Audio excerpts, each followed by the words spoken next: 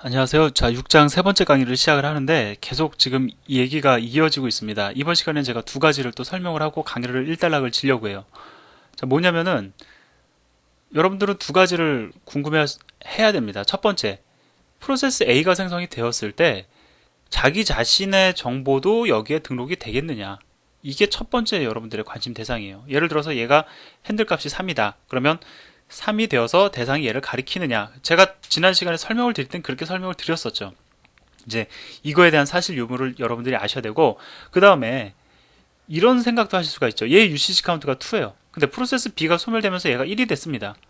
비록 프로세스 A에는 프로세스 B의 커널 오브젝트 정보가 남아 있다라고 해서 뭐 핸들 값이 2라고 해서 얘가 얘를 가리킨다고 해서 얘를 남겨둘 필요가 있느냐는 겁니다. 프로세스 B 주인이 죽었는데 다른 대상이 얘를 왜 참조하느냐.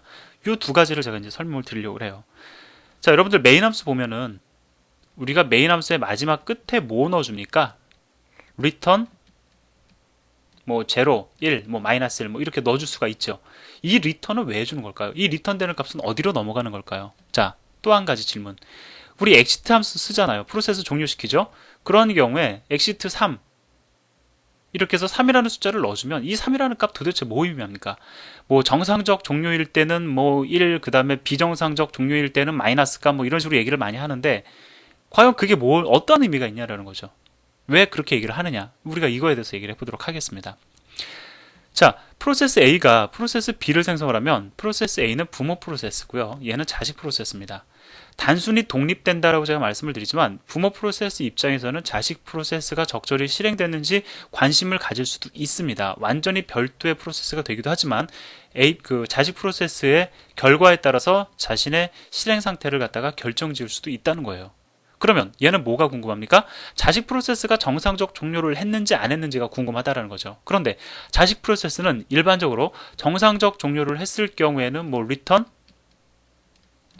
1, 그 다음에 비정상적 종료를 했을 때는 return 마이너스 2를 하죠. exit 함수로 호출하더라도 exit, 자, exit 함수 호출하더라도 마이너스 1을 넘겨줍니다. 그럼 이 값이 실제로 어디로 들어가느냐? 이 값이 어디로 들어가냐면 바로 프로세스 B의 커널 오브젝트에 들어갑니다. 즉, 커널 오브젝트에는 프로세스 B의 커널 오브젝트에는 해당 프로세스가 적절히 실행을 하고 끝을 냈는지 이거를 갖다 우리가 종료 코드라고 그러는데 종료 코드 값도 여기에 들어간다는 거예요.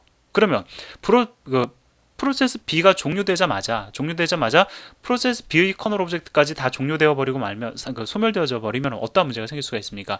부모 프로세스는 자식 프로세스가 적절히 종료를 하고 나가는지를 갖다가 확인할 수 있는 길이 없어지는 거죠. 이게 바로 문제가 되는 겁니다. 그래서 UCG 카운트, 즉 핸들 값을 통해서 B 프로세스에 아직도 관심을 보이고 있는 프로세스가 하나라도 있으면 운영체제에서는 그 커널 오브젝트를 소멸시키지 않고 남겨두는 겁니다. 자, 이해되시죠? 제가 지금 설명드린 내용 실제 책에서는 예제를 통해서 여러분들에게 보여드리고 있어요. 자, 그 다음에 제가 또 한 가지 말씀드리고 싶은 거. 제가 파일을 여러분들에게 말씀을 드렸는데 우리가 파일에 접근하기 위한 두 가지 방법이 있습니다. 여러분들이 알고 있는 안시 코드가 아니라 안시 함수, 안시에서 정의한 C 표준 함수를 통해서 여러분들이 접근을 할 수가 있고요. 윈도우즈에서 제공해주는 시스템 함수를 통해서 접근을 할 수도 있어요. 자, 뒤에 나오니까 시스템 함수들이 어떤 게 있는지는 여러분들이 이제 참조를 하실 수가 있습니다. 같이 공부할 거고요. 자, 그러면 윈도우즈 시스템 함수를 통해서 접근할 때는 파일 커널 오브젝트가 생성이 되지만 안시 코드를 통해서 접근을 하면 파일 커널 오브젝트가 생성이 안 되는 걸로 알고 계시는 분들이 간혹 계신데 절대 그렇지 않습니다. 안시 함수 같은 경우는 이렇죠. 예를 들어서 그 구조를 제가 말씀을 드리면 윈도우즈 계열이 있고 리눅스 계열이 있다고 가정을 해보자고요. 유닉스 계열이라고 얘기를 하죠. 자, 그러면 파일에 접근해서 컨트롤하기 위한 윈도우즈 계열의 파일 함수가 있고요. 그 다음에 유닉스 계열의 파일 함수가 존재를 하죠. 우린 이걸 가리켜 시스템 함수라고 합니다. 그러면 얘네들과 대등한 선상에서 양쪽에서 다 쓸 수 있는 ANSI 표준 파일 함수가 있는 것이 절대로 아니고요. 얘네의 레퍼로서 동작을 합니다. 즉 ANSI 표준 함수는 내부적으로 어떻게 구현이 되어 있냐면 윈도우즈 ANSI 표준 함수는 내부적으로 윈도우즈 파일 시스템 함수를 호출하게끔 되어 있어요. 마찬가지로 유닉스의 ANSI 표준 파일 함수는 유닉스의 그 시스템 함수를 호출하도록 이렇게 계층 구조를 지닙니다.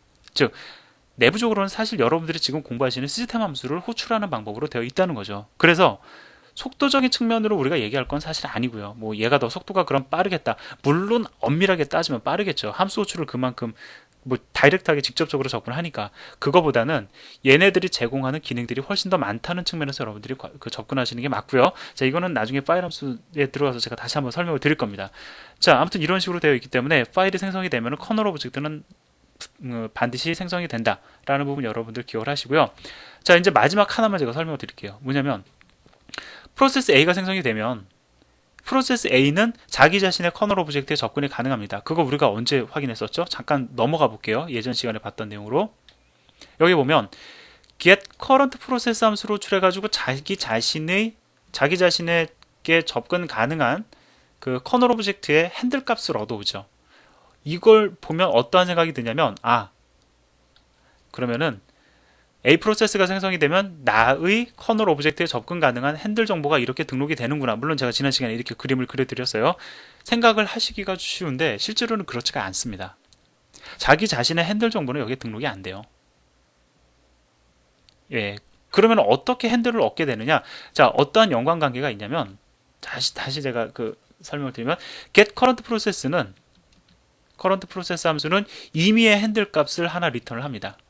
그 값은 프로세스 A가 호출을 하건 프로세스 B가 호출하건 프로세스 C가 호출하건 누가 호출하든지 간에 고유한 값으로서 리턴이 돼요. 지금 그 값이 제가 기억이 잘 안 나는데 마이너스 1인 걸로 알고 있습니다. 이 값은 언제 변할 수 있어요. 그냥 일단 마이너스 1이라고 가정을 해보자고요.